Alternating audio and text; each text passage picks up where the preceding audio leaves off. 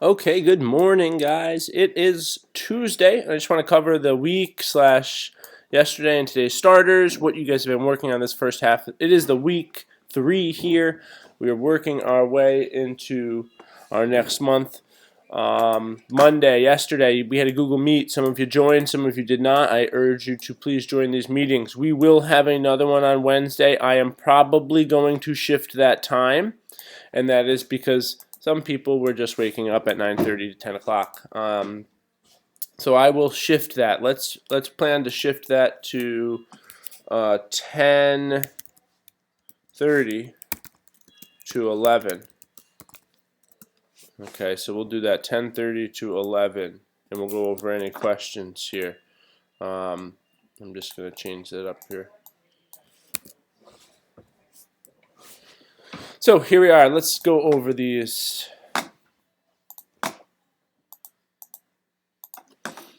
All right, so first, yesterday's starter had to do with relative dating. Remember some of the law of superposition, original horizontality, uniformitarianism.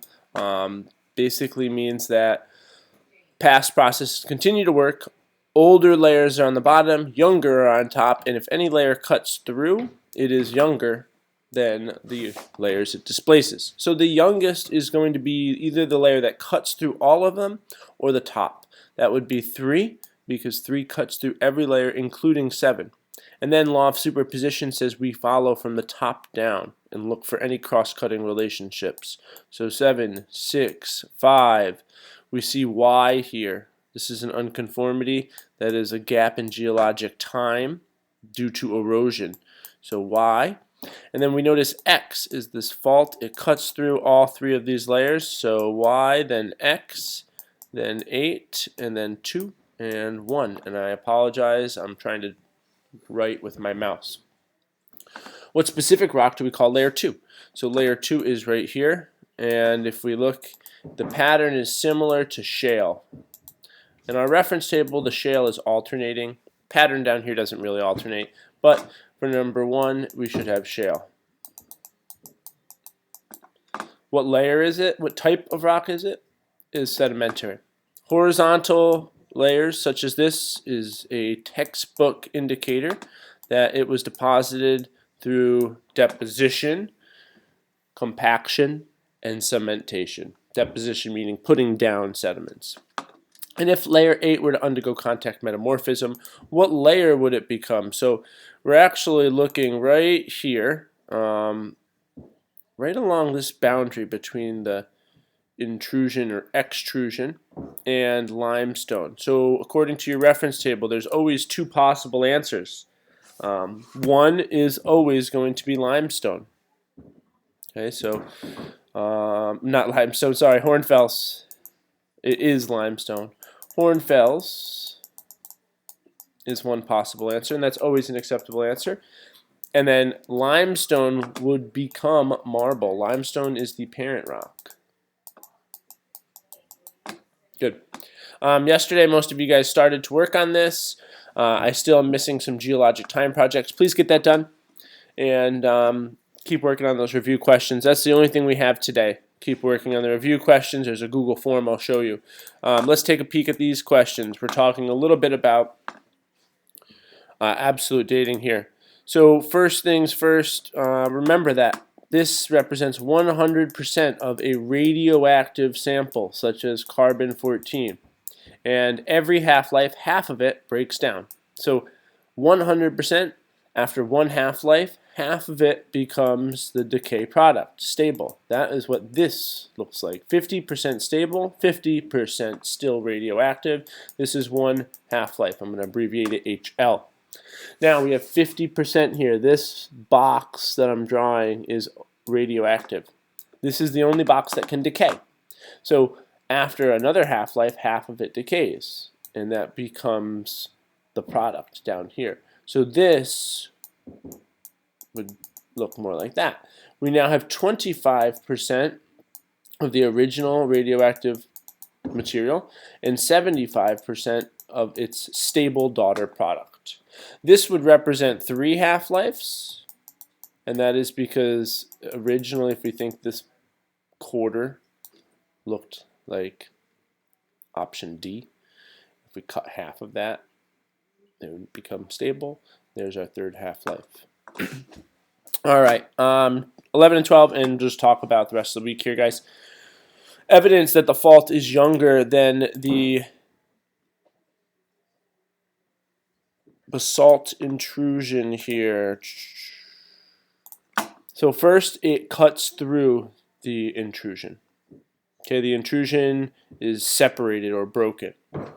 That is a good description or evidence of how the fault is younger than the basalt intrusion. You could have anything along those lines. You could say that the fault cuts through the intrusion, the fault displaces the intrusion, the fault moved the intrusion.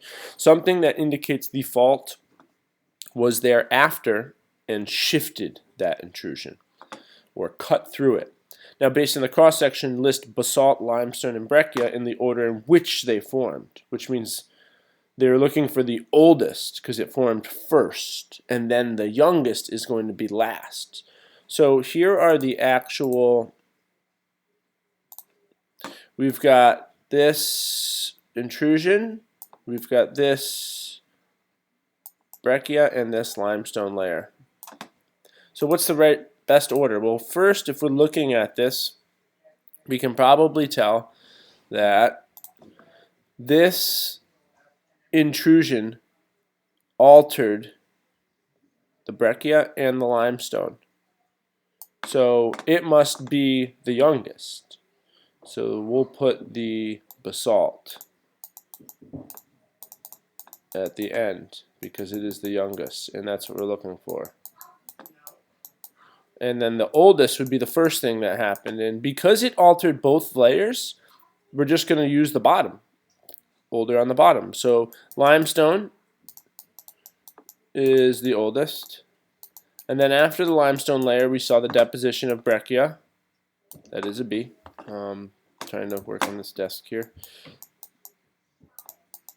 And then after the breccia, we saw this basalt intrusion come through. So keep working on the questions today. Tomorrow, we're going to have a little Google Meet. I changed that time to 10:30 to 11. And I'm going to send out a survey for future meetings. I would like to have 1 or 2 a week. Definitely one on Monday, and then another one probably Wednesday or Thursday. It looks like Thursdays work better.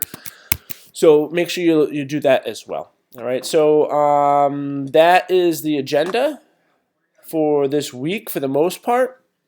Couple things. Some people have not completed this geologic time assignment, and the deadline has passed, so I opened it back up here. Geologic time. Please, guys, get in here. Basically, I'm going to open everything up until after April break, but that doesn't mean you have to wait or you should wait. You should get it done as soon as possible or when the deadline is, so that over spring break you're not overwhelmed with this work, because remember that we are going to have an assessment on this when we come back. Okay, we just don't know when that is at this point. Other than that, I just posted this classwork in here, the Unit 7 review. You're going to click on it. You're going to go through. I got one person already turned it in. That's fantastic. And you're just going to answer these questions. All of these questions are the review that you should be doing, which is right here. Okay, so you're going to answer those questions, put them right in. Just be careful because it scrambles it every once in a while, so it doesn't go A, B, C, D. But take this. If you want to just use this form and take it, that's fine. Remember to use your reference table. Let's see. So I think I covered everything here. Make sure you get your projects in. I'm still missing some of them. Okay, so example, I've got 21 that still haven't been turned in. I've got 20, almost 20 graded. All right. Make sure you get this stuff in, guys. Other than that, email me with questions, and I will see you on Wednesday.